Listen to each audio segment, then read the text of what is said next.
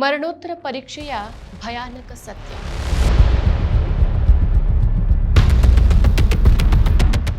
ಕರ್ನಾಟಕದ ಮೊದಲ mob lynching.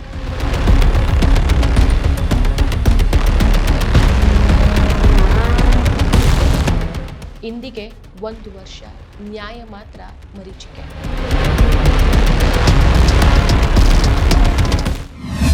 ನಮಸ್ಕಾರ, ಈ ದಿನಕ್ಕೆ ಸ್ವಾಗತ. ನಾನು ಜಿಎಂ ಪವಿತ್ರ.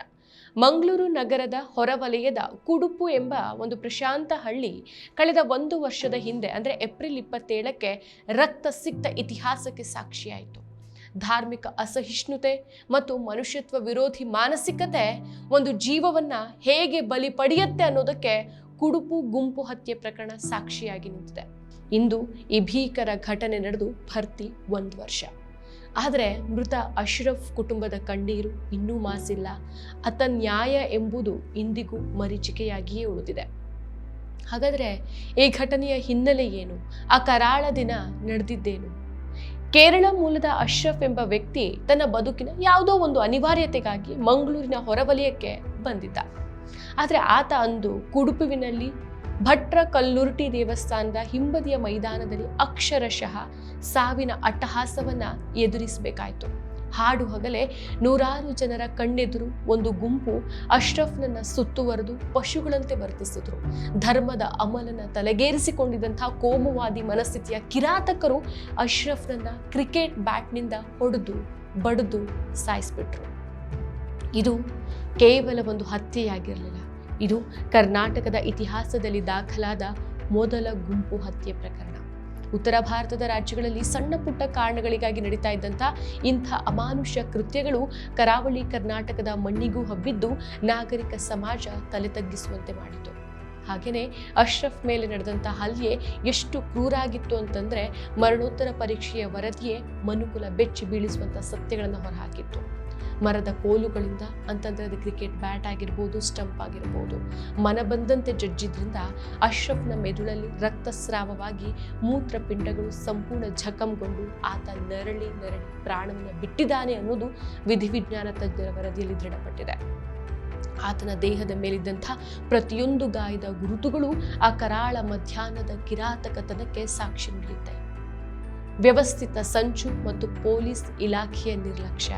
ಹೌದು, ಈ ಪ್ರಕರಣದಲ್ಲಿ ಅತ್ಯಂತ ಆಘಾತಕಾರಿ ಅಂಶ ಅಂತಂದ್ರೆ ಪೊಲೀಸ್ ಇಲಾಖೆಯ ನಡೆ.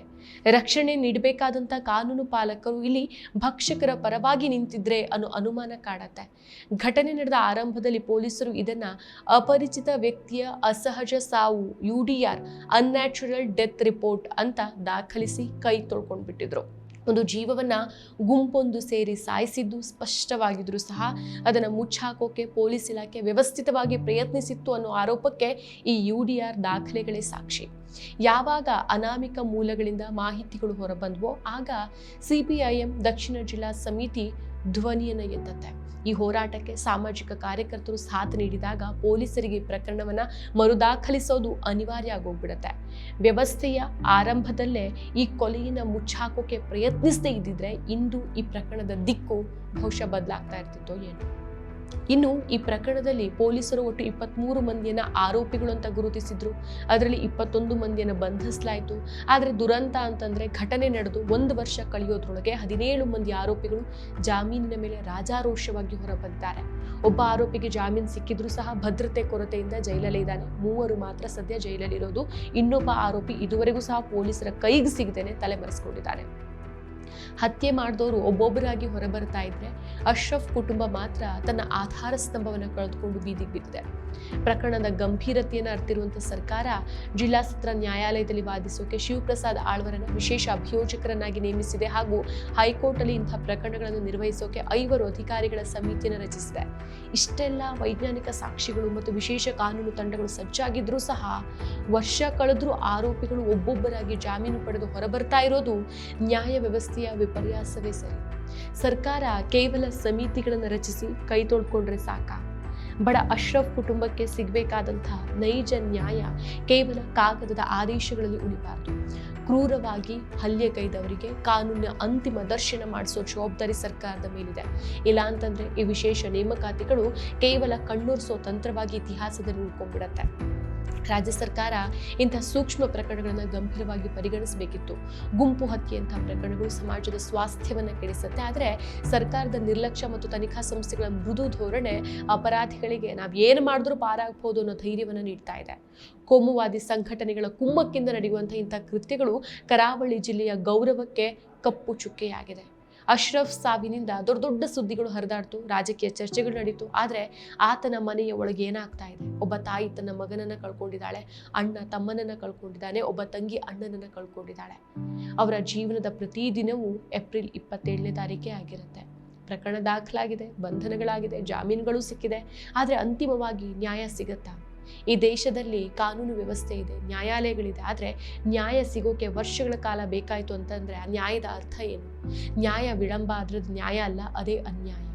ಅಶ್ರಫ್ ಮತ್ತೆ ಬರೋದಿಲ್ಲ, ಒಪ್ಕೊಳ್ಳೋಣ. ಆದರೆ ಅವನಿಗೆ ನ್ಯಾಯ ಸಿಗಬೇಕು, ಅವನ ಕುಟುಂಬಕ್ಕೂ ನ್ಯಾಯ ಸಿಗಬೇಕು. ಕುಡುಪು ಅಶ್ರಫ್ ಹತ್ಯೆ ಪ್ರಕರಣ ಸಮಾಜಕ್ಕೆ ಒಂದು ಎಚ್ಚರಿಕೆಯ ಗಂಟೆ. ಅಶ್ರಫ್ ಕುಟುಂಬದ ಕಣ್ಣೀರಿಗೆ ಬೆಲೆ ಸಿಗಬೇಕು ಅಂತಂದ್ರೆ ಪ್ರತಿಯೊಬ್ಬ ಆರೋಪಿಯು ಕಾನೂನಿನ ಅಡಿಯಲ್ಲಿ ಕಠಿಣ ಶಿಕ್ಷೆಗೆ ಗುರಿಯಾಗಬೇಕು. ಇಲ್ಲ ಅಂತಂದ್ರೆ ಸಮಾಜದಲ್ಲಿ ಇಂತಹ ಗುಂಪು ನ್ಯಾಯದ ಹೆಸರಲ್ಲಿ ಮತ್ತಷ್ಟು ಅಶ್ರಫ್ಗಳು ಬಲಿಯಾಗ್ತಾನೆ ಇರಬೇಕಾಗತ್ತೆ. ವ್ಯವಸ್ಥೆ ಎಚ್ಚೆತ್ಕೊಳ್ಬೇಕು, ಬಡವನಿಗೂ ನ್ಯಾಯ ಸಿಗಬೇಕು. ಮತ್ತಷ್ಟು ವಿಶೇಷ ವಿಡಿಯೋಗಳನ್ನು ನೋಡಲು ಮತ್ತು ಹೊಸ ವಿಡಿಯೋಗಳ ಬಗ್ಗೆ ತಿಳಿಯಲು ಈ ದಿನ .com ಯೂಟ್ಯೂಬ್ ಚಾನೆಲ್ ಸಬ್ಸ್ಕ್ರೈಬ್ ಮಾಡಿ ಮತ್ತು ಬೆಲ್ ಐಕಾನ್ ಕ್ಲಿಕ್ ಮಾಡಿ.